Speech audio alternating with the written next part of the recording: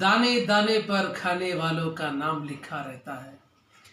আমার কপালে আজকে এটাই খাবার ছিল, তাই খেয়েছি, খাচ্ছি।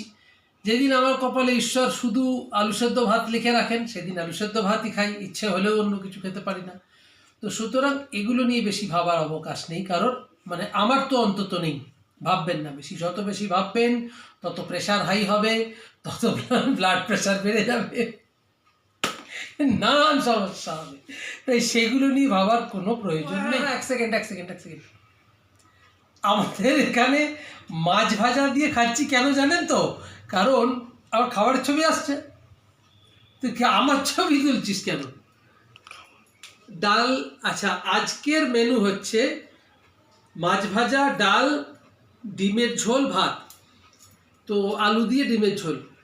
এবার অনেকের মনে প্রশ্ন জাগতে পারে যে আপনি তো মাছ আর ডিম দুটোই খাচ্ছেন কেন? হ্যাঁ খাচ্ছি, তার কারণ আমাদের এখানে প্রচুর বৃষ্টি পড়েছে। বৃষ্টির জন্য নদী নালা খাল বিল রাস্তাঘাট সব এক হয়ে গেছে। এক হয়ে যাওয়ার জন্য রাস্তায় মাছ উঠে এসছে। এবার আমি যখন আসছিলাম আমার পায়ের সামনে একটা মাছ চলে এলো, সেই মাছটা আমি ধরলাম, ধরে বাড়িতে এনে কাটলাম, কেটে সেটা ভাজা করেছি। ঝোল করতে পারিনি কারণ ঝোলের জিনিসপত্র ছিল না। এটা আমার কন্টেন্ট।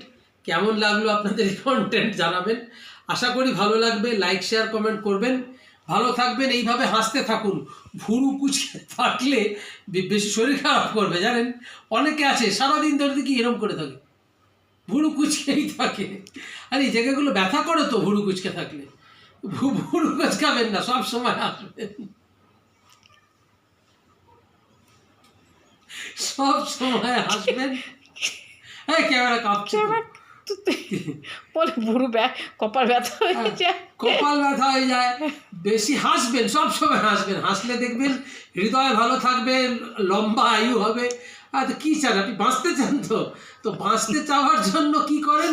অন্যের পেছনে কাঠি দেওয়ার চেষ্টা করেন। এই যে কাঠি, তো অন্যের পেছনে কাঠি দিয়ে নিচে ভালো থাকা যায় কি? যায় না। বরঞ্চ নিজেকে ভালো রাখার চেষ্টা করুন, সর্বদা হাসুন, ঠিক আছে? মানে কি বলুন তো, ভাঙা ডিম কিন্তু মানে খাচ্ছি কিন্তু কপাল যাবে কোথায়? ভাঙা ডিম। Bye bye. আরে কাট।